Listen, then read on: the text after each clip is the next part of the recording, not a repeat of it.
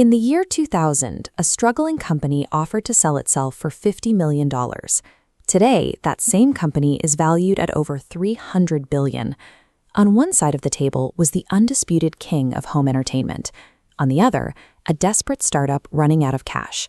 The legacy executives laughed at the pitch, sent the founders packing, and walked away from a deal that would have secured their future.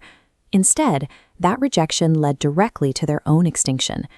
This is a look at what happens when a dominant corporation believes its position is permanent, blinding itself to the exact innovation that will eventually destroy it. In the late 1990s, if you wanted to watch a movie on a Friday night, there was exactly one destination. Families stood in lines, browsing the aisles under the blue and yellow Blockbuster sign.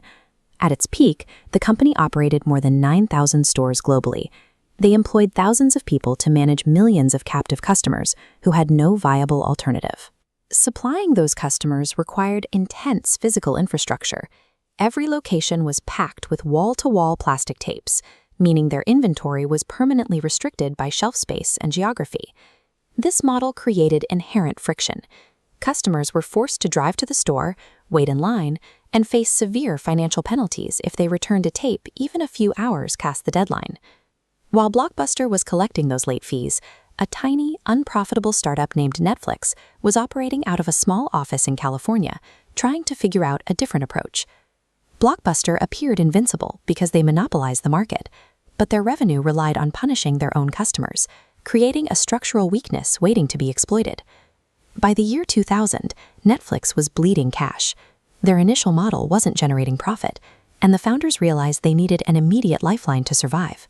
They flew to Blockbuster's corporate headquarters in Dallas, Texas. Their pitch to the leadership team was direct: buy Netflix outright for $50 million. The Blockbuster executives listened, and then they laughed. The meeting lasted only minutes before the founders were shown the door. The legacy leadership looked at their 9,000 profitable stores and concluded that online movie rentals were a niche fad. People, they believed, would always want to browse physical shelves. That dismissal forced the startup's hand. With no buyout and no safety net, Netflix had to either overhaul their delivery system or face immediate bankruptcy. They started by targeting Blockbuster's biggest consumer friction point. Netflix announced the complete elimination of late fees, removing the penalty that customers hated most. Then they bypassed the retail store entirely.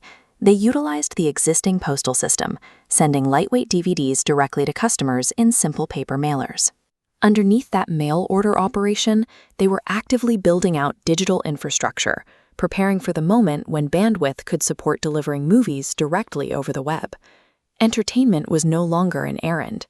Customers could queue up a digital list from their living room and simply wait for the content to arrive at their front door. Blockbuster remained paralyzed. Straddled with the massive real estate costs of thousands of physical locations, they couldn't pivot to a digital model without cannibalizing their own retail profits. By removing the commute and the financial penalties, Netflix reset the baseline for consumer convenience, rendering the traditional video store inherently obsolete.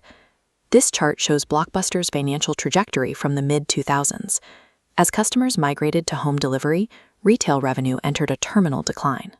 In that same time frame, Netflix's subscriber base aggressively scaled upward, intersecting and overtaking the falling legacy brand. The data translated into a stark physical reality.